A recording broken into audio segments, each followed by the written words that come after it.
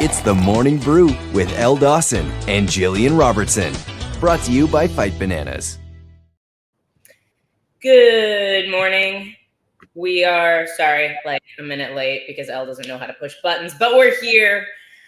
We're alive and we're awake on this lovely Sunday morning. How are you doing, G? I think those are bold statements to say alive and awake. We're here. We're here today. That's about it. We're here. I'm not awake. Jillian has two black eyes. It's a rough Sunday. It's a rough start to the week, but I will say I feel like UFC Abu Dhabi absolutely delivered. The last few weeks of cards have been pretty solid. So just like overall first impression of this card, A through F, what do you rate this card? Oh, this one, like, it was definitely a good card. I wouldn't say it was like one of the best cards. Maybe like a B plus. I'm in support of that. I'm in support of a B plus, A minus area. I feel like there were some really, really awesome performances, and then there were some really awesome fights in general. I feel like all the guys who got bonuses absolutely deserved it. I think fight of the night was Shara and Marc-Andre, correct? And which absolutely, hands down, those guys both deserve 50 Gs. That was so much fun to watch. We'll definitely get into that more, but I want to start. Let's just start with the main event right off the bat. We were kind of watching this fight, Grant and I, and we're like, I kind of want Rainier Ritter to win just because I want to see what it looks like watching RDR and DDP fight each other. Like, I just feel like that's going to be the strangest fight ever. They both have such awkward and unique styles. RDR has these like 18-foot long arms that just and legs that where he can knee you from too far away and you think you're safe and you still get hit with some weird looping punch. And DDP is like the worst fighter I've ever seen in my entire life. So I definitely want to see this fight happen now. Oh yeah, honestly, going into it, I was super surprised that Whitaker and RDR are the same age. Mm-hmm. I'm like, yeah, I feel like Whitaker's just been around. Well, obviously, RDR is newer in the UFC, so newer to, I guess, us. And Whitaker's just been around forever, literally forever. So in 2012 is when Whitaker made his UFC debut. Exactly. He came on this season of Tough because it's 20 years of Tough. They're bringing back all the champions, and they're showing back footage of him when he was on Tough, and I'm like, he looks like a baby. So for some reason, he has like that Max Holloway effect. We feel like he's like 40 already. I'm like, they're both, I believe, 34. So I was surprised by that. But it was an interesting fight to watch in general.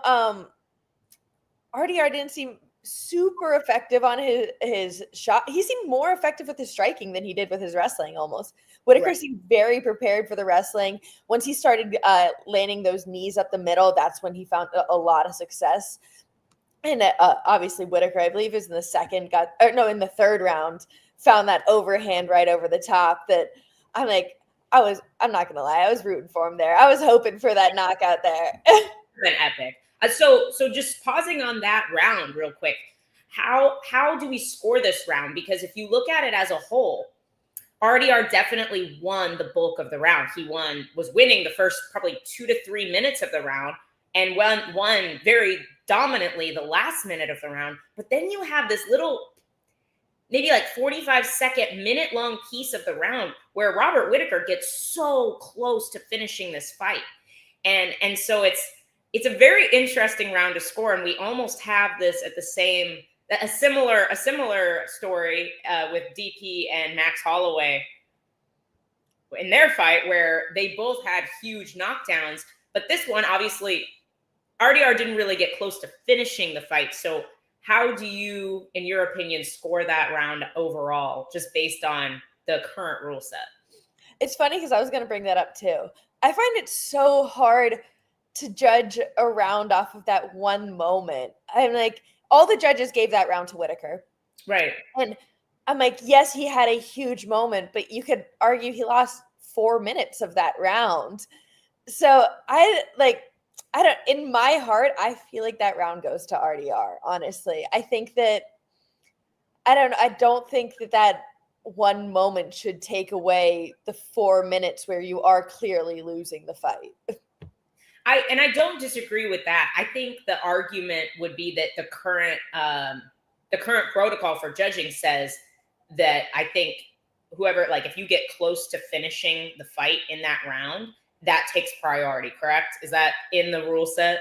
Well, yeah, I believe damage, right? damage is the first scoring criteria, and then it goes like cage controls, something else, you know? It's like, did Whitaker do the most damage in that round? Probably. But RDR also recovered so well.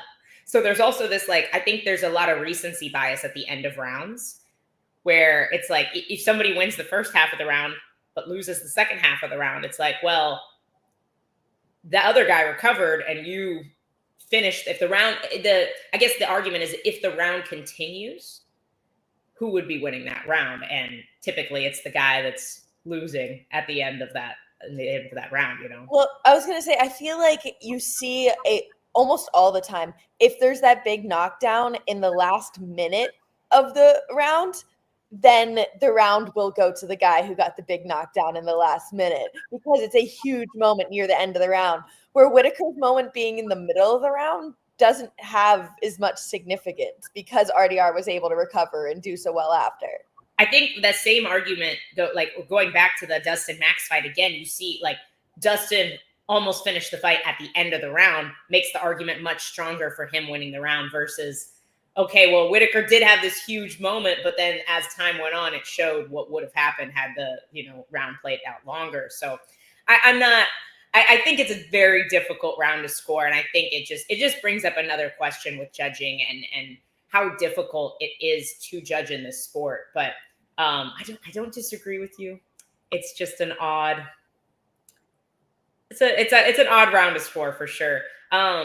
What about the judge that scored the round for Whitaker? I definitely thought RDR had at least 3 rounds, because even if you give Whitaker the third, I thought Whitaker clearly won the first, and he looked really good. I mean, his footwork, you saw him, like, just the drastic difference in footwork from rounds 1 to rounds like 4. It was, after that third round, it almost looked like Whitaker kind of blew his wad trying to get the finish, and it just didn't happen. And after that point, I was like, yeah, unless he clips him, he's not winning this fight, because I just can't see him.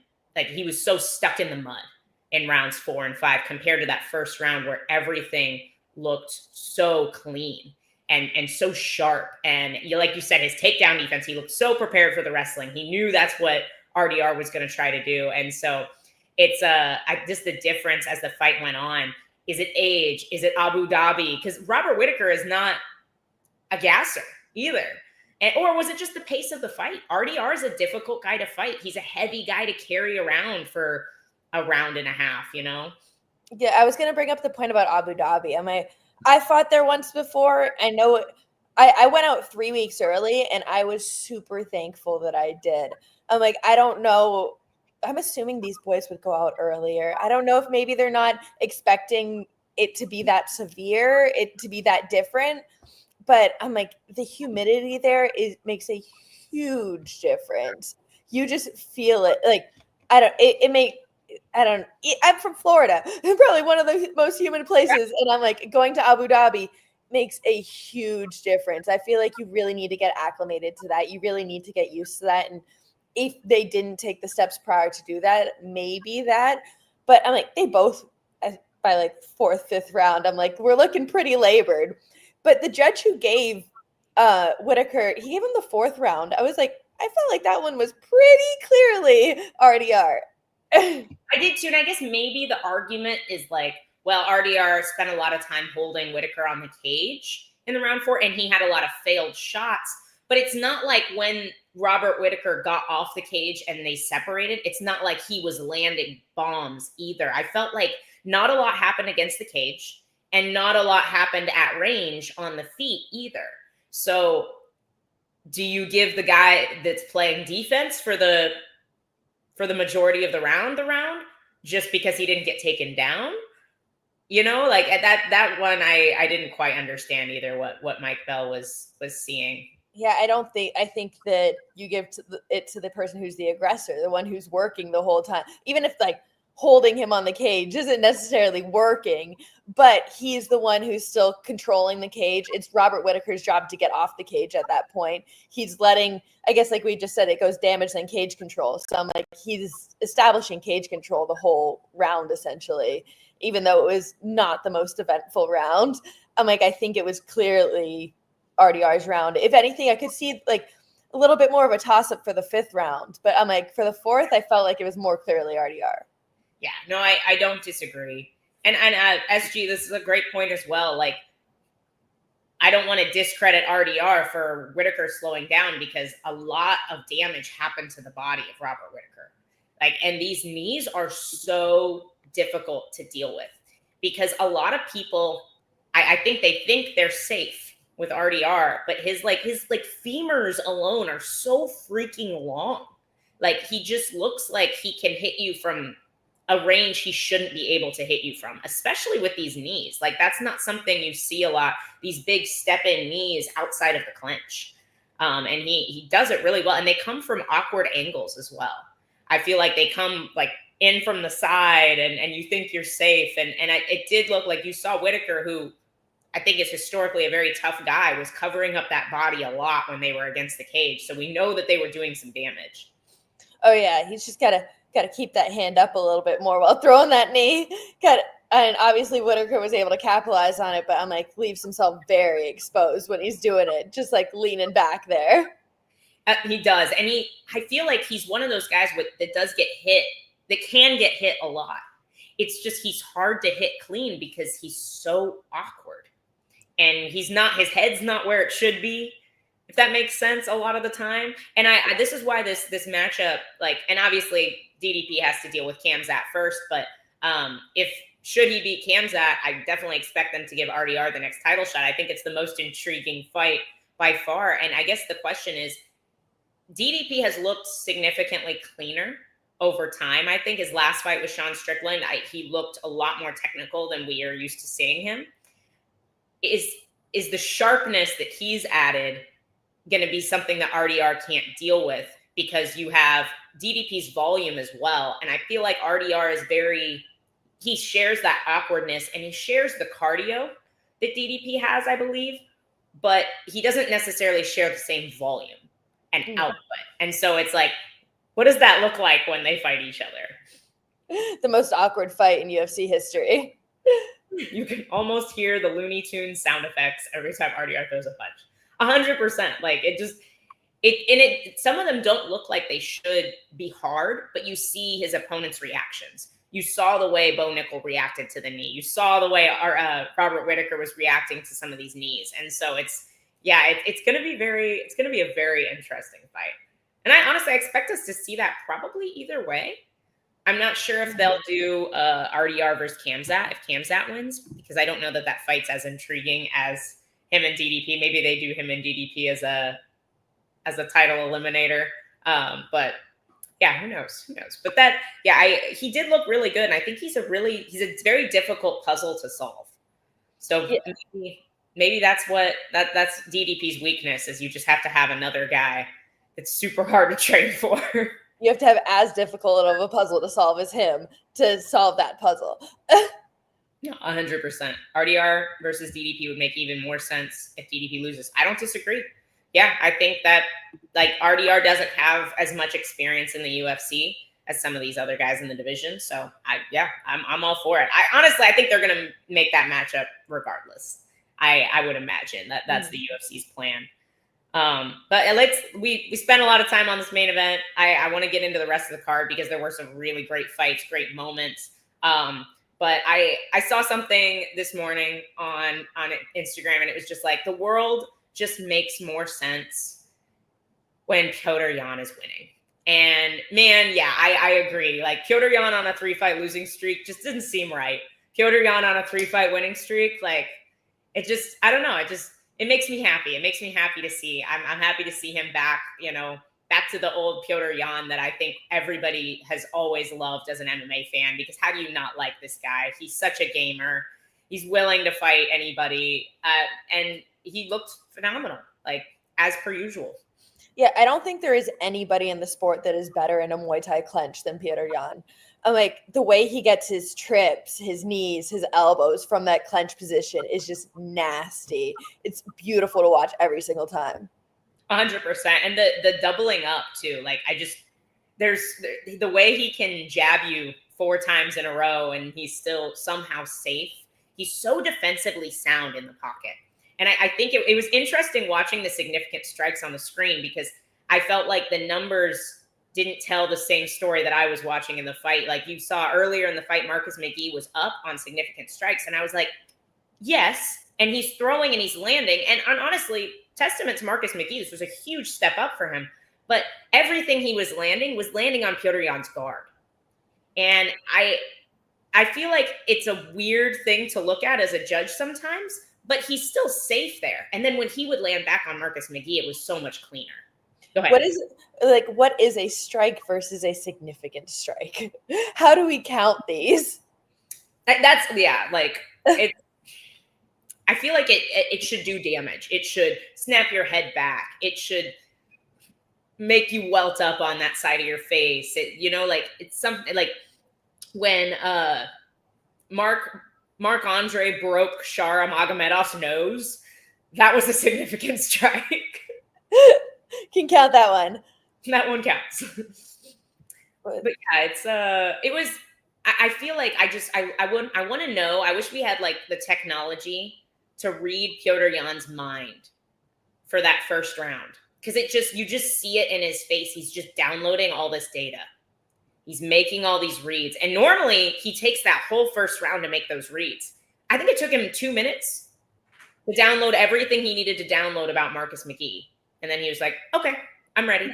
No, like you said, if anything, it was such a huge step up for Marcus McGee. I was surprised that it wasn't a finish. I expected us to see first, second round finish from Petr Yan, to see that he was able to push him the distance. And I was super impressed by that. And like you said, a huge step up. I was surprised when I even saw this matchup in the first place. Grant said, we have the technology to read minds. Now let's use it in an MMA fight. Hey,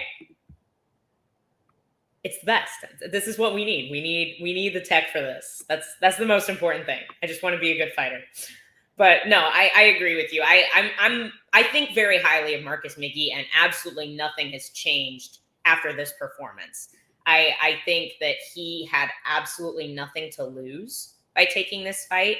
And I feel like Petr Yan is just kind of like has been a little bit forgotten lately in this division, if that makes sense. And I like it is kind of, I understand why the division has played out the way it has, but like Petr Yan makes good points. He beat Corey Sandhagen. Like O'Malley got an immediate title rematch. Corey Sandhagen is getting this next title shot, even though he lost to Yan and Umar. So it's I understand his issues with not having this title shot right now, but I definitely expect him to be back in title contention.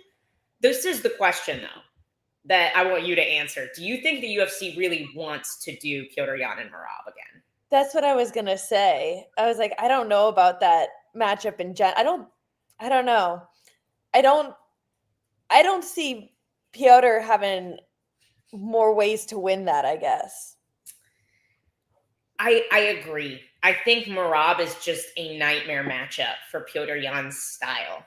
Mm-hmm, exactly, yeah. And so it's especially with how Yan likes to fight, where, like you said, this heavy clench work, heavy pressure, dirty boxing in the pocket.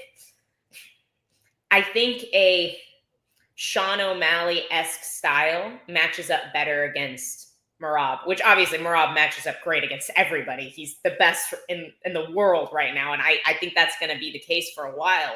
But I think like an Umar or Sean O'Malley, somebody sharper and longer probably has a better chance against a Merab. Yeah, like Grant's saying, this is a grinder wrestler versus a grinder striker.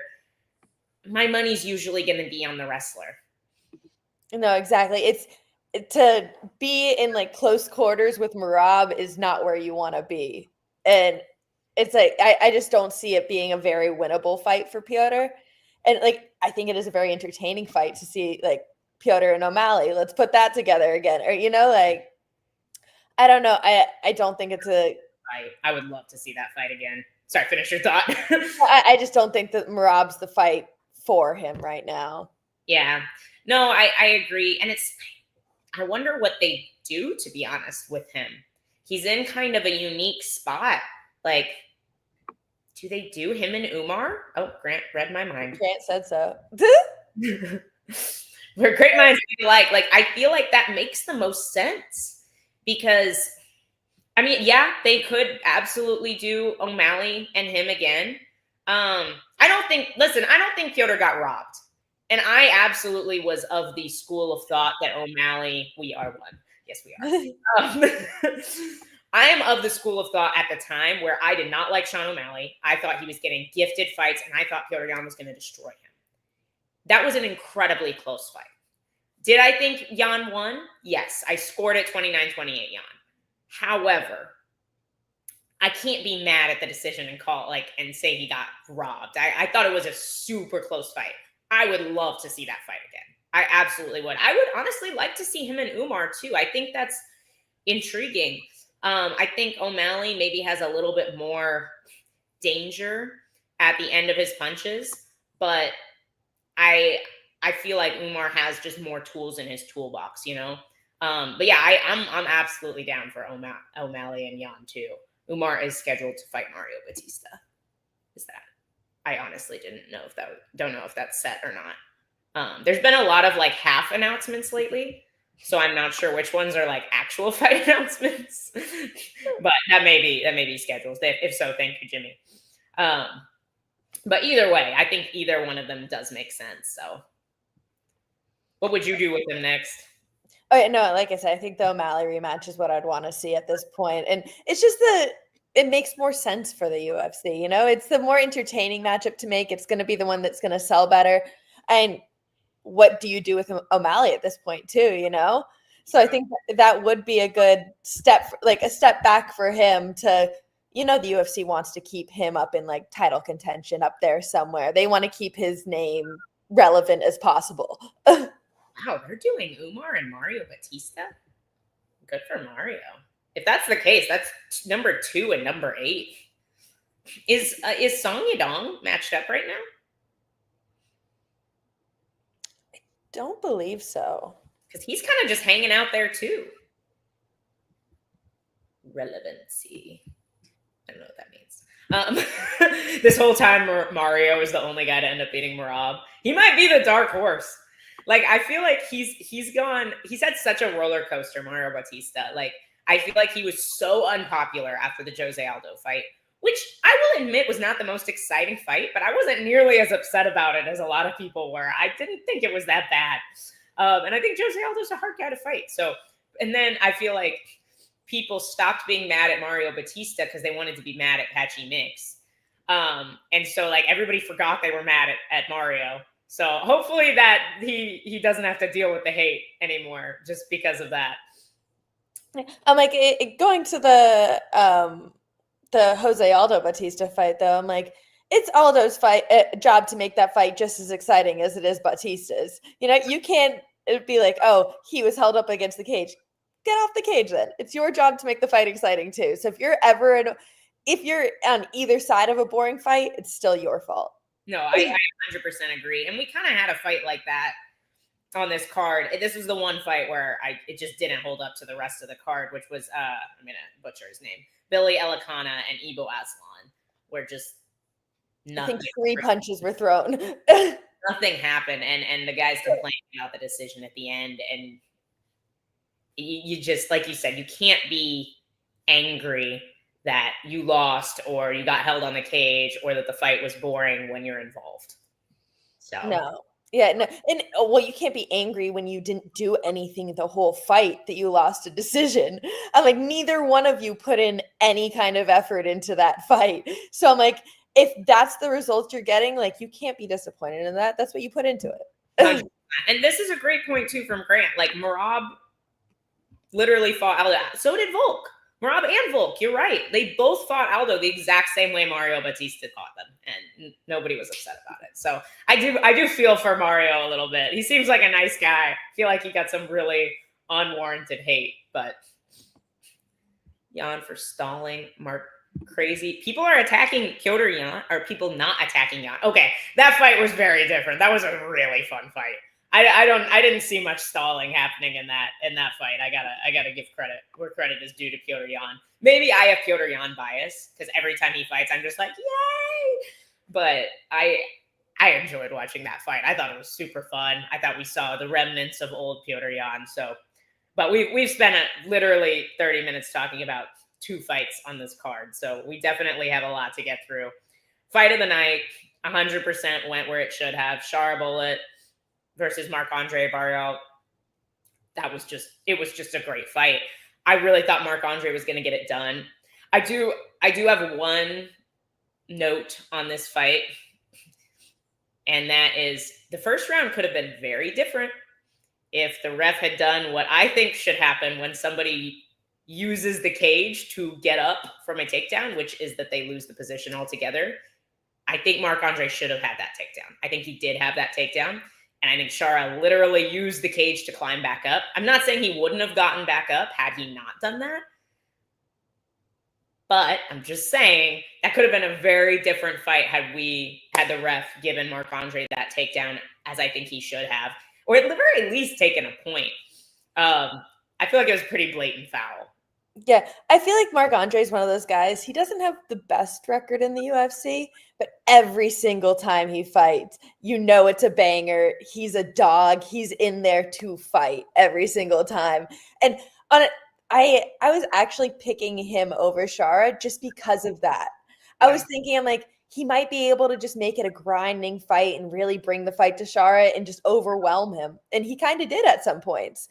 But yeah, that cage grab in the first round was it was huge for the fight. Like, what if Marc-Andre was able to get him down and wear him down a little bit more on the ground in that first round? And what we've seen of Shara's bottom game hasn't been the best in the past. So I feel like that moment was huge. And the fact that it didn't even get a point taken away, it could have changed the outcome of the fight. This was the only cage grab that I think changed the outcome of the fight. Or could have. I'm not going to say it did. It could have changed the outcome of the fight. But there were several pretty blatant cage grabs and fouls throughout the card that we'll get into later. And I would like to see some stats of how many fouls there are on the Abu Dhabi cards compared to other cards, because historically it seems like we've seen a lot. Naimov's several low blows against Nathaniel Wood. I'm trying to think of more. I know there's more off the top of my head, but Shara versus Bo. I'm for it. I'm down. Let's see what happens. My issue too with a guy like Shara is it's a shame that he can only fight in this commission because of his eye.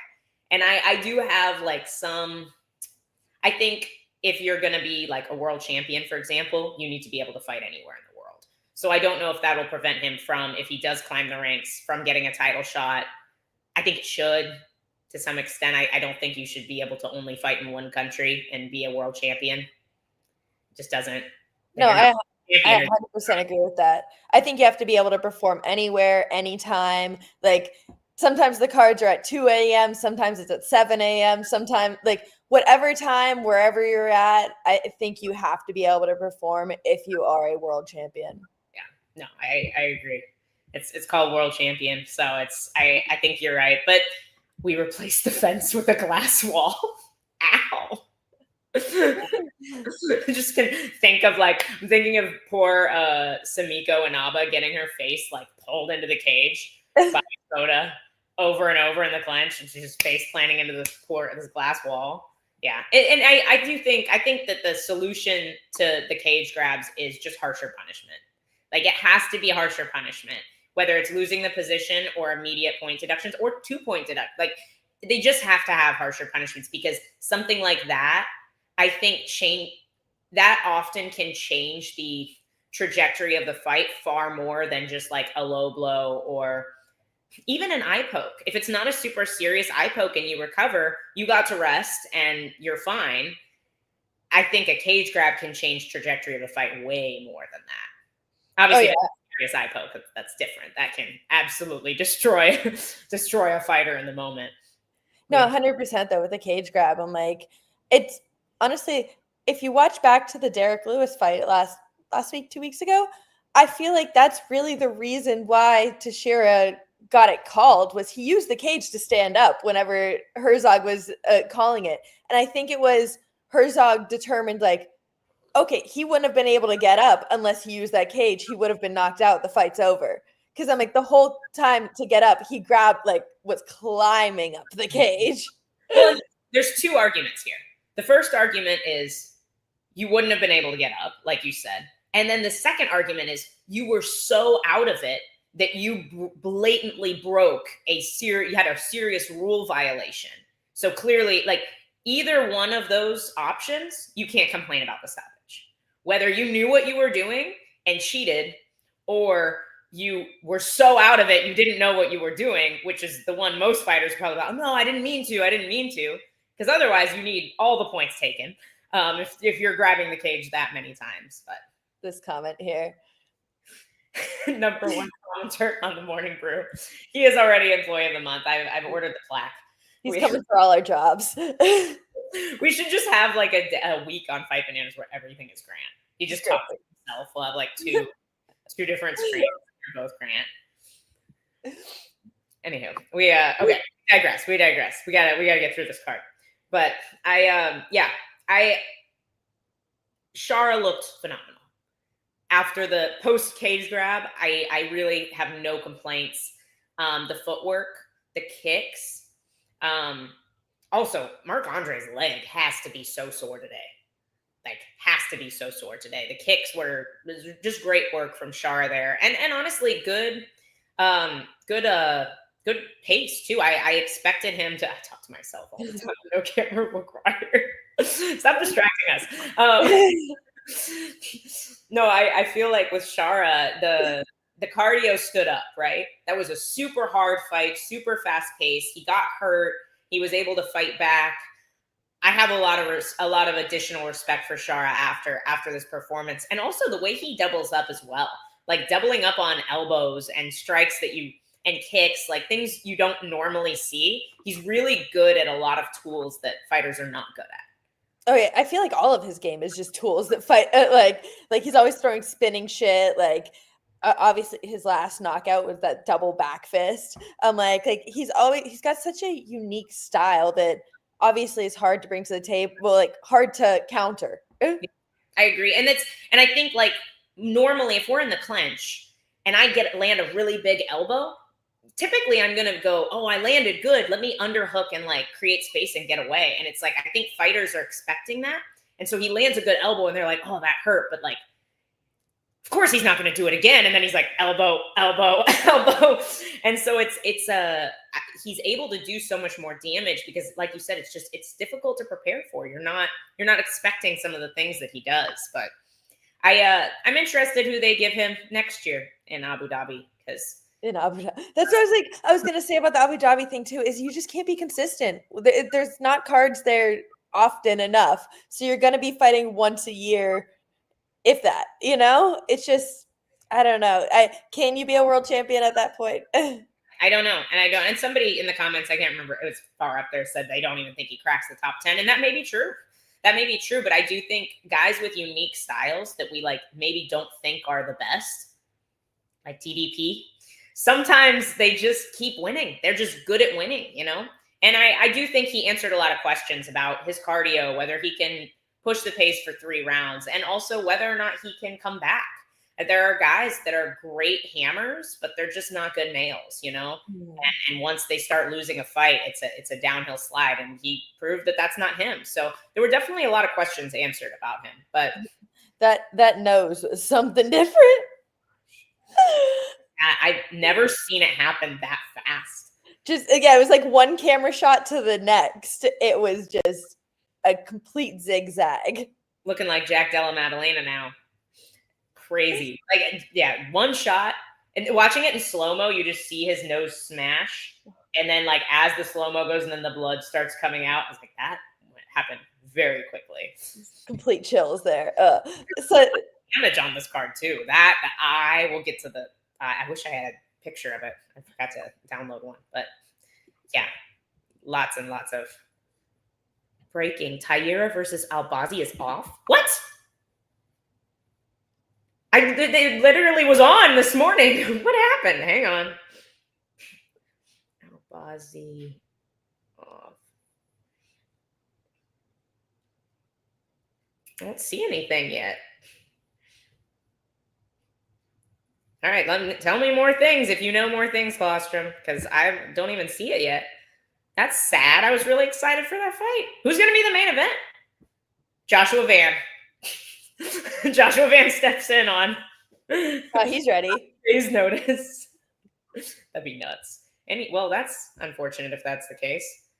October card in Abu Dhabi. Not sure if his nose will be ready. Well, it sounds like they're trying to do more cards in Abu Dhabi. Yeah, I don't know if he'll be ready to go in October. Maybe.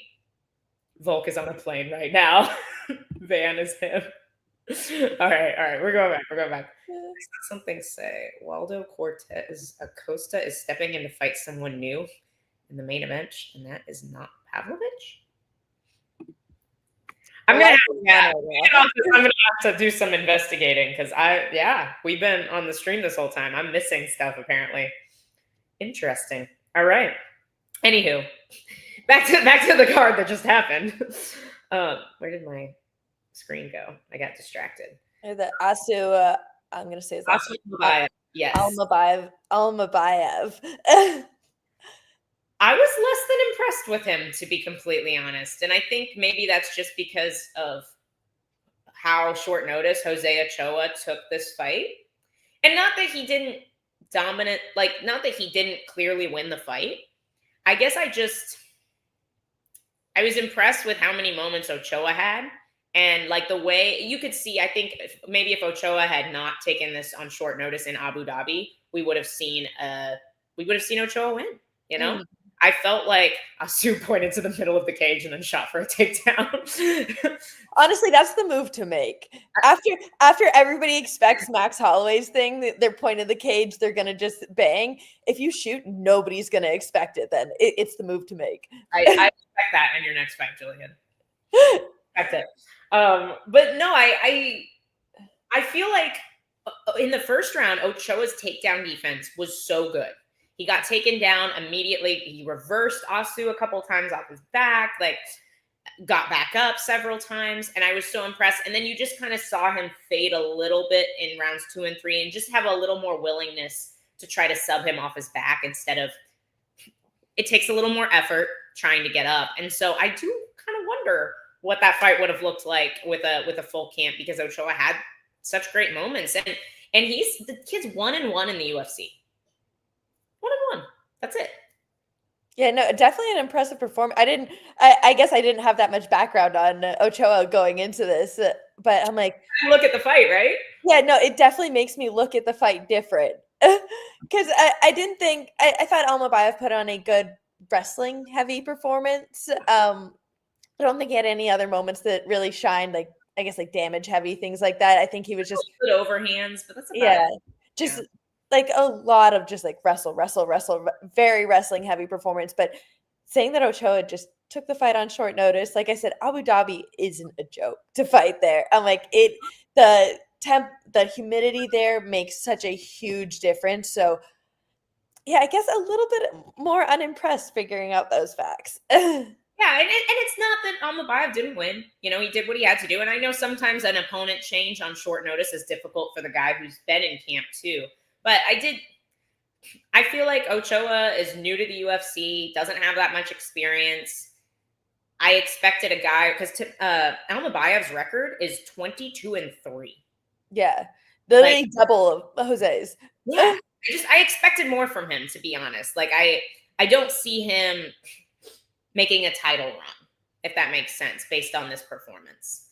And I think he'll beat a lot of guys in the division. I think his style is difficult to deal with. He has great wrestling. He rides well. So he may, I don't know that I don't want to say he has the best control because I don't think he does, but he has really good riding, which is a skill in and of itself. And there's guys that are world class doing using that style, like Movsar. Movsar is a guy like that, where he doesn't always like hold guys on the ground the way like you or Grant do, but he rides like he's just stuck to you like glue. I do think Almabayab has that skill, and it is a very useful skill in MMA. But I just, for some reason, I watched that fight. I just can't see him making a title run now. He just doesn't seem like he has that danger element to him. He doesn't have like a submission threat of like a TKO threat. It's just, I feel like you see him winning a lot of decisions. Yeah, no, 100%. So it was a good fight. It was a good fight. But I'm like, it's weird that I'm more impressed with Ochoa off the loss than I am with Almabayab off the win. No, I agree with that. Like I said, going into it, I wasn't thinking that as much, but after, like, I don't know, figure out those facts about Ochoa, I definitely would expect more out of that performance. Yeah. No, I agree. Dude, Evil Anthony Smith is what we call him, Bogdan Guskov. Evil Anthony Smith. He looks like his evil twin. But dude, that guy's, man, he's scary. He's scary. I thought Krylov would do well, to be honest. I expected him to be difficult. I like Bogdan. What was Bogdan's last fight? That Billy Elikana guy? I think he beat him by guillotine. Yeah. He was supposed to fight Johnny Walker, but that didn't end up happening. He's a win over Ryan Spann. That's a good.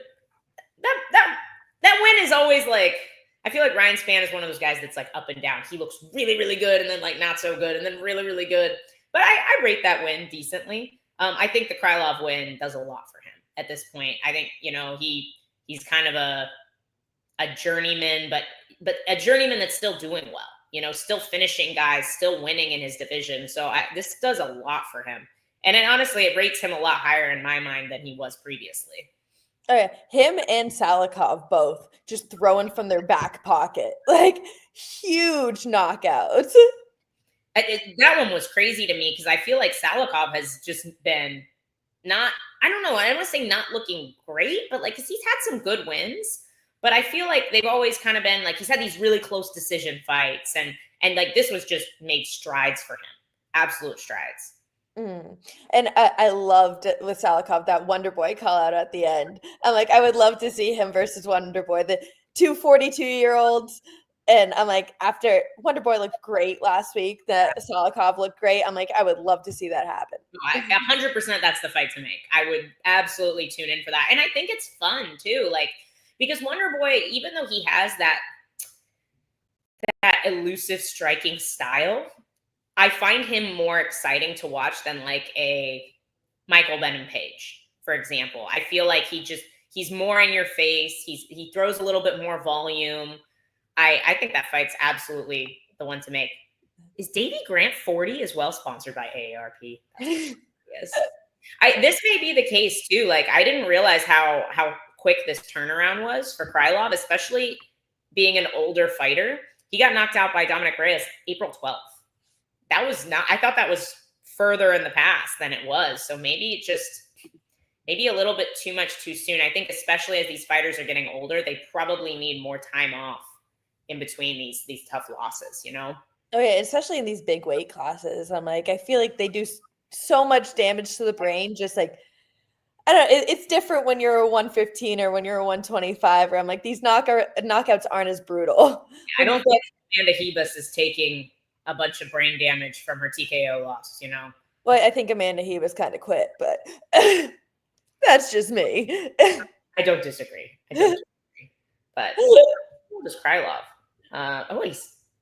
He's another guy that's way younger than I thought he was. He's 33. But he has a lot of UFC fights. He has 20 UFC fights, so I just assumed he was older. I feel like I get that. A lot of people tell me, they're like, oh, I thought you were older just because they've seen you in the UFC so long. And I'm like, I've decided to take that as a compliment now. I'm like, I feel like any fighter, like Max Holloway, I thought he was older. I'm like, it's just because he's been there for so long. So I'm like, I think it's a compliment when you think that about people now. It is a compliment. And usually it's because they've put in a lot of time and they've had some like really great fights. Like, we think of Max as being like an older fighter because he's given us these wars. Same with Dustin. Like, Dustin's not even that old. He just has so much cage time in these wars. And Bobby Knuckles is the same way. Like, they've given us some phenomenal fights. So it's absolutely a compliment. Absolutely. Yeah, he was debut in 2013 too. And he was an M1 Global guy. So, like, he had a lot of experience before he got into the UFC. So he's been around a long time. Gillian is a rookie again, says Tops. Let's go. We'll go with that. I do want to talk about Davy Grant too. I did not know he was 40. That's crazy. The old men have been kind of killing it lately. Michael Johnson, like D-Rod's pretty old. Like the old dudes have been doing all right. I picked Damon Blackshear to win this fight, and that first round he looked great. And I feel like Damon Blackshear normally has pretty solid cardio. I definitely saw him slow down this fight though, and maybe we can blame Abu Dhabi. Maybe something else, but I thought he looked really good that first round. He did exactly what I expect him on Blackshear to do. Explode in, get a good takedown, control, take the back, ride well. That's a very Damon Blackshear fight. But it just Grant weathered the storm, which he's always been able to do. He's a tough guy. Like he is a tough guy. And I feel like he's one of those guys that kind of like loses a few and then beats somebody younger than him and then loses and then has a good win. And he's kind of a, what's the word I'm looking for? Like a fixture of the division that we forget about, and then he'll have a good win. Also, I think it's hilarious. Every time Davy Grant wins a fight, at least 5 people tag Grant Dawson in a post on Instagram. And it happened. The Grant started sharing him on his story yesterday. I honestly I even went to go onto Davy Grant's Instagram yesterday, and the first thing I type in is Grant, and then I'm like, oh wait, wrong one. Wrong Grant. But yeah, definitely shocked to see that he's 40. He's 39. I just looked. But I remember his last performance against Ramon Tavares was a great performance as well. So I'm like, seems to be like he's doing a little bit better in his last 2. I definitely, going into this, had Damon Blackshear. I expected every round to go like the first did. I don't know if I expected to see a finish, but I expected Damon just to kind of get him down and control and just dominate in that kind of fashion. So yeah, I was definitely surprised. And as you brought in, like, of course, I don't know. I feel like there's a couple fights where I was debating if Abu Dhabi was playing into it. I'm like, did you guys get out here early? Where, like, in the main event, I would expect them to take the necessary steps so they get out here early. Where if you're fighting on the prelims, you might not have the necessary funds to go out there a week early and make sure that you can get acclimated. So I guess, again, it would definitely be a debate with that because like you said, it's not common for him to slow down, and we definitely saw him slowing down in those next 2 rounds. No, I agree. I expect it. And the decision making too. Like, there's a point, there's different forms of quitting in a fight. And I don't want to say he quit, but you saw like he wouldn't get a takedown. He'd get stuck underneath. He'd kind of like fall to his back a little bit more. And you don't usually see him engage that way. He's usually down for the scramble, ready to win, ready to get high head, get on top. So, and maybe I don't want to take anything away from Davy Grant. I never want to do that when a fighter looks good, because he landed well. He was keeping him at range. The teeps were nice. The kicks were nice later in the fight. So Davy Grant just weathered the storm. And if we look at his losses, like, I know he's been kind of up and down, but they're not bad. Daniel Marcos, split decision loss. Marcos has been killing it in the UFC. I think he's like 17-1 now. Even watching that fight, I honestly, I was there live for it. It was in Tampa. I scored it to Davy. So I'm like, it was a very close fight. Right. No. And his other losses are Adrian Yanez and Chito Vera. Like, nothing to scoff at. So it's like, I think he's kind of one of those just fixtures of the division that just doesn't go away. Bravo was too. I thought Davy Grant won that Marcos fight. Yeah, I was gonna say he's another one who's just a banger. He's always there to scrap. He's always going to be in an exciting fight and always interesting to watch, which I feel like can really establish that like fixture of the division. Is like people are just like I would always tuning in for a Davy Grant fight. 100%. I agree. DJ, if you go back, we did address this. We talked about who we want to see Piotr Jan fight next. So gotta go back and watch the rest. For too long. But yeah, we spent way too much time on it. We honestly have barely gotten through. We haven't even talked about Bryce Mitchell yet. we have a lot to get through in the next 10 minutes. So let me go back to the card. But we talked about Bogdan Guskov. We talked about Davy Grant. There it is. Okay, I found it again. Yeah, we talked about Muslim Salikov. There's not really much to talk about. There was a 42-second fight. And I think very highly of Carlos Leal. Dude, this guy can't catch a break. He kind of got screwed in Abu Dhabi in a fight that I thought he definitely won. And now he's back fighting in Abu Dhabi again. Gets knocked out. Poor guy. That's a rough one. Saeed Nurmagomedov, was the other consistent cage grabbing, except with the toes.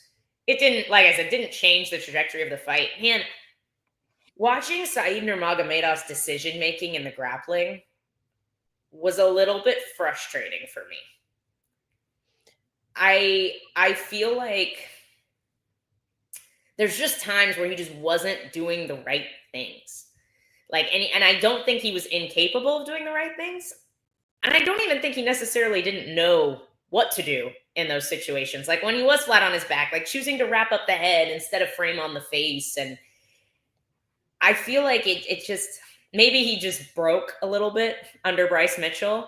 Because he's a guy that has had comebacks. He's had fights he was losing, and then he snatches the neck and gets a killer ninja choke or something. So it's like he's not normally a quitter per se.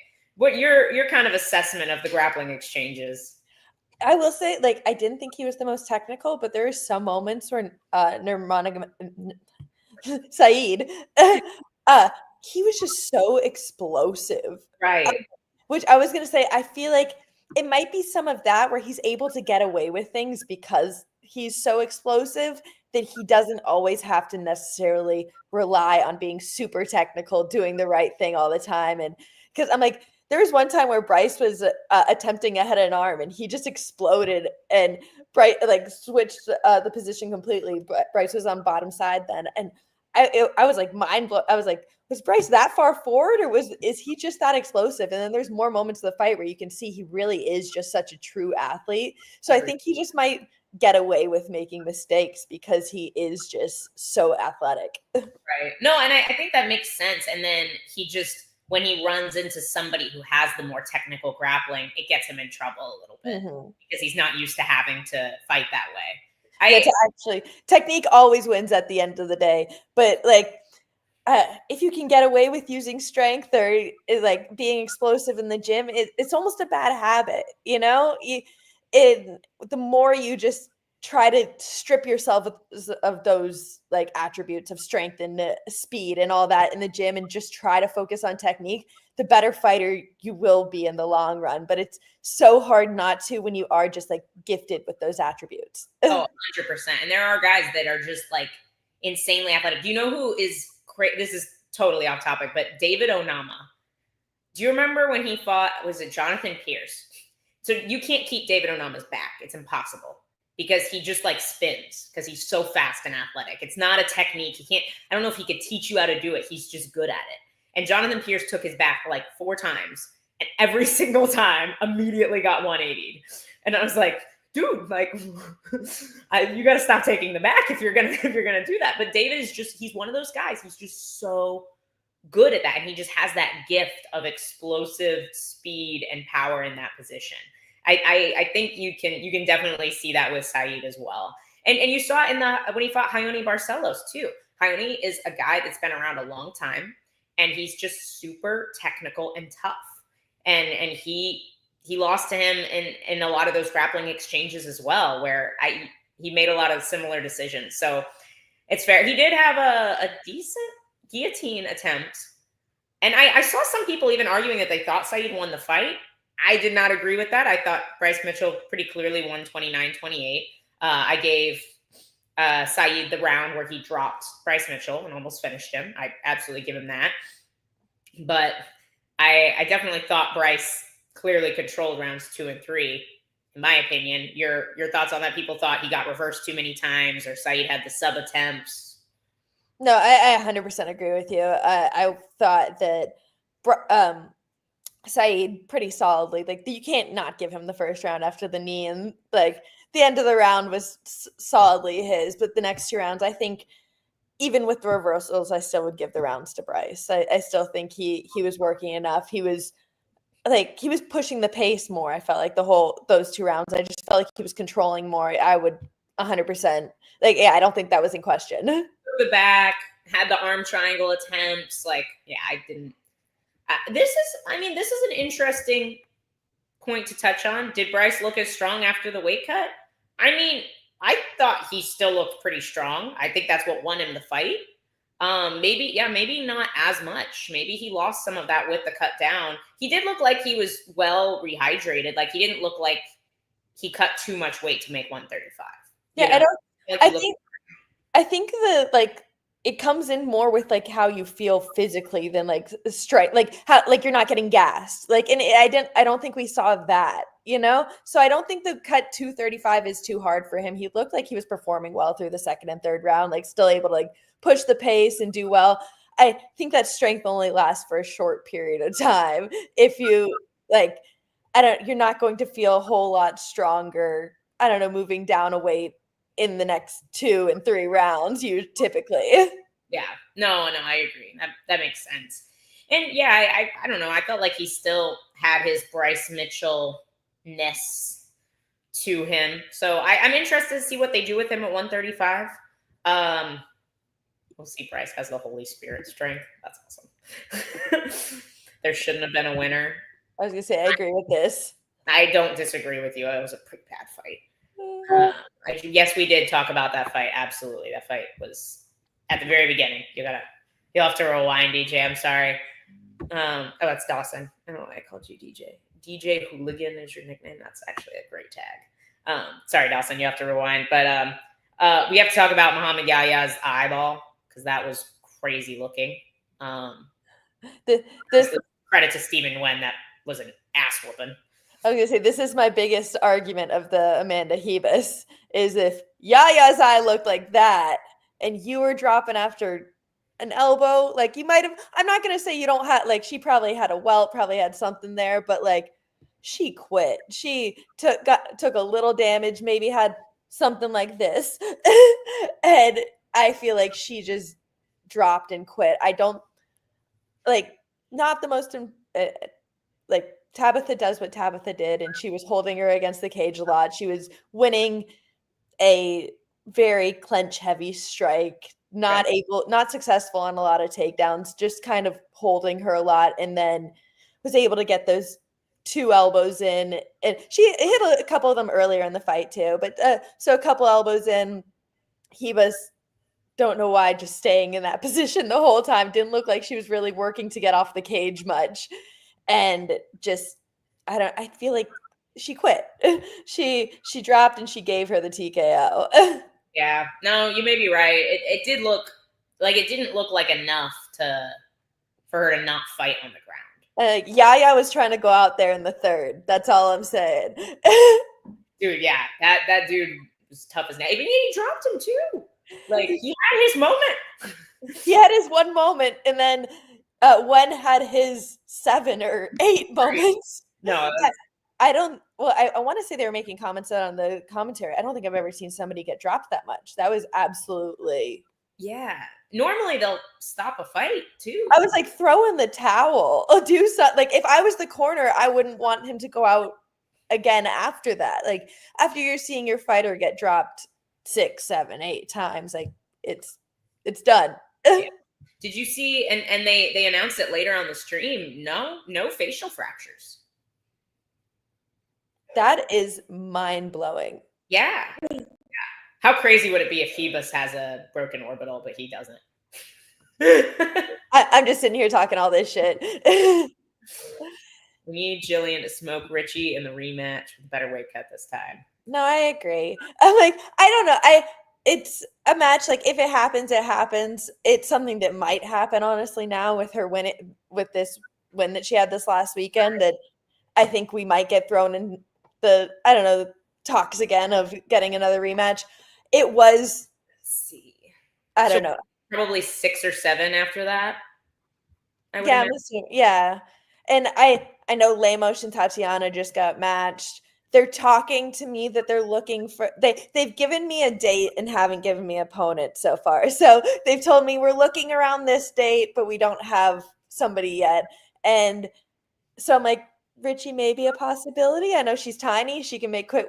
Wait that long? I was going to say, do you want to wait for her to be ready to take another fight? Because that could be a few months, right? The date that they're talking to me about is still a few months away. So it's time. It's like, I'll say it's October. So I'm like, I still have time to get to October. I'm like, for someone, I know Richie doesn't cut a lot of weight. She's tiny. She walks like near 115. So I'm like, I know that it wouldn't be hard for her to make that cut if they do match that up. I would be hoping for another matchup. I would be hoping for somebody a little bit higher up, but whatever they get me, I'm like, I'd be happy with. But if that rematch happens, I'm like, everybody always asks me, like, you ever want to get one back? I'm like, that's one I kind of want to get back. That one, I was like, it wasn't me who showed up in that cage. And I really want to show that she's not better than me. No, I understand. I feel like I honestly, for you, which is like worse in your opinion? Like, would you rather lose to somebody you know you should have beat, where you're like, okay, I can get that one back?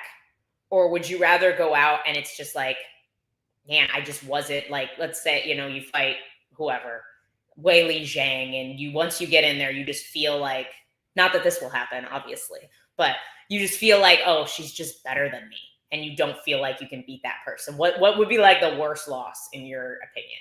I feel like that if you're like fighting someone and they're like, you saw it with like the Max and Volk kind of situation where Volk just kept on beating Max. And it's like, I feel like is more heartbreaking that you're never going to be the best, because that is the dream. And like, for me, and it might just be because I'm cocky, I got an ego, whatever. I'm like, all my losses, I feel like I'm still better than that girl. Like, she showed up better than me that night.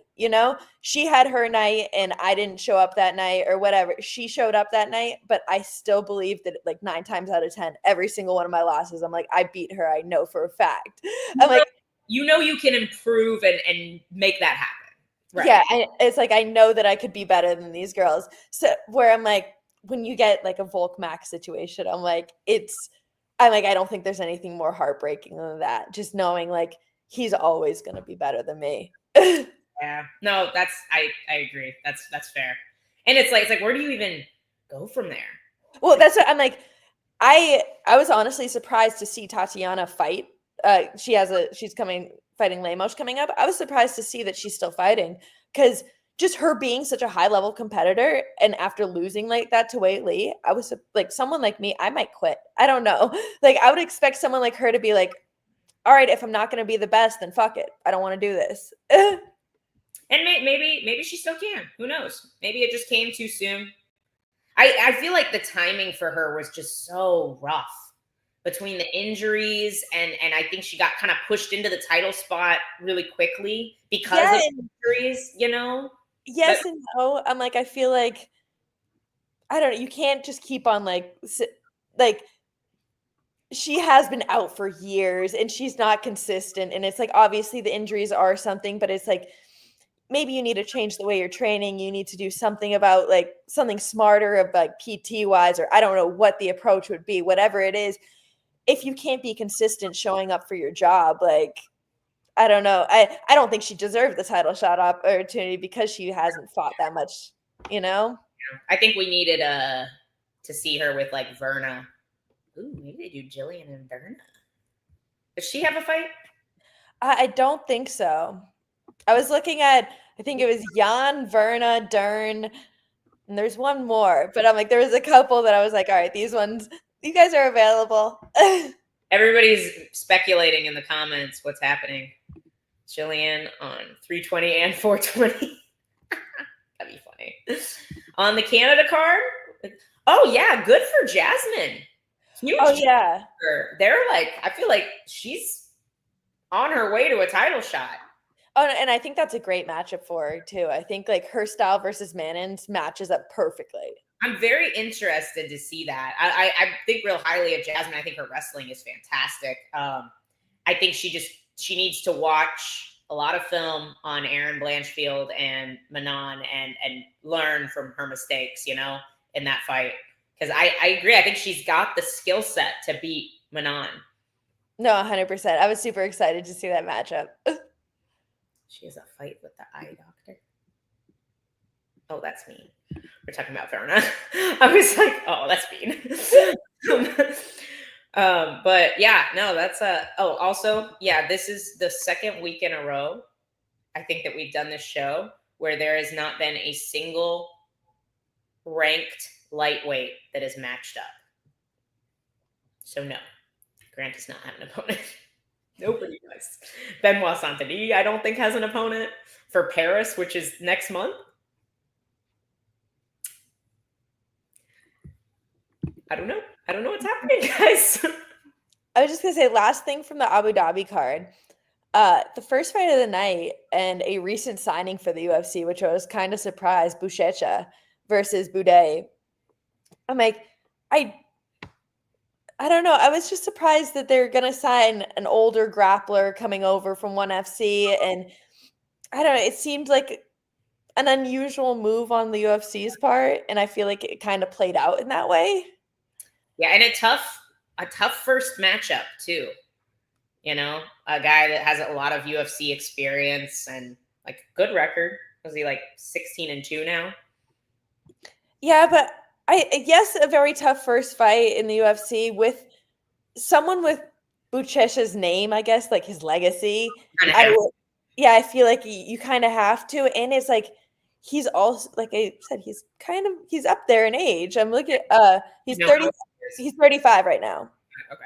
Yeah. So it's like, you're signing a 35-year-old, you better be ready to make a title run if you're getting signed at 35. Like, if you're not, then you don't really belong here. And I'm like, I don't know. I thought that was a weird signing in general. And I feel like it just kind of played out in that manner. I think you have to remember that it's heavyweight, and the lack of contenders at heavyweight is a very real problem for a long time. And so I think they're just throwing darts at a wall and hoping something sticks because they need heavyweight superstars. Yeah. Like, Jones really screwed the possibility of them building another, another heavyweight superstar. And so they really do need, heavyweight is struggling. And I think it will continue to struggle. You know what I'm for? Drug-free, just sits down with the UFC and says, okay, we won't test the heavyweights anymore. That's the solution. That's how we get good heavyweight fights again. Because I'm just saying, pre-USADA heavyweight was the bee's knees. Like, pre-USADA heavyweight gave us TRT Tour and Fabricio Verdum and Alistair Overeem, and I called him TRT Tour, Vitor Belfort. Like, that was just the absolute era of the giant men in MMA. And I miss it a little. I do miss it a little. Yeah, like, let's go back. Ubereem. That's what we called him. Ubereem. Okay. Guys, we talked about everything. Next weekend, apparently, we are without a main event right now. Maybe we'll do a little video on that in a little bit once I investigate and find out what's happening. But thank you guys for keeping us up to date in the comment section while we obviously can't be on our phones, because I didn't even know that was happening. So we'll definitely be back Tuesday, hopefully, to talk about whatever is going on at for UFC Vegas, which is no longer Albazi versus Taira. I don't even know who pulled out. We'll find out. But rest of the card should be really fun. Elvis Brenner, Esteban Rabovich, great fight. Great fight. Chris Duncan, Mateusz Rebecki, great fight. Two teammates from ATT fighting each other. They're both insane in the cage. Never a dull moment. That should be a blast. And then we'll see what this new main event is. So, did you see the artwork for the new Avatar series? I did. I have questions. Looks very anime-y, and I'm not sure how I feel about it, to be completely honest with you. But we can talk about it Tuesday. All right. It's been well over an hour. I got to go. G probably is ready to get off of here and go enjoy her Sunday. But thank you guys so much for joining us every Sunday. Tell your friends. Tell your friends to sub the YouTube channel. Tell your friends to sub the Kick, because we're on Kick now too. And I see the Kick comments are starting to bump up. So thank you so much for joining. We will see you Tuesday at 1 p.m. Eastern for the live show. We have somebody joining us. We have Carly Judice joining us, and probably somebody else, but I don't know for sure yet. We'll see you later. Bye.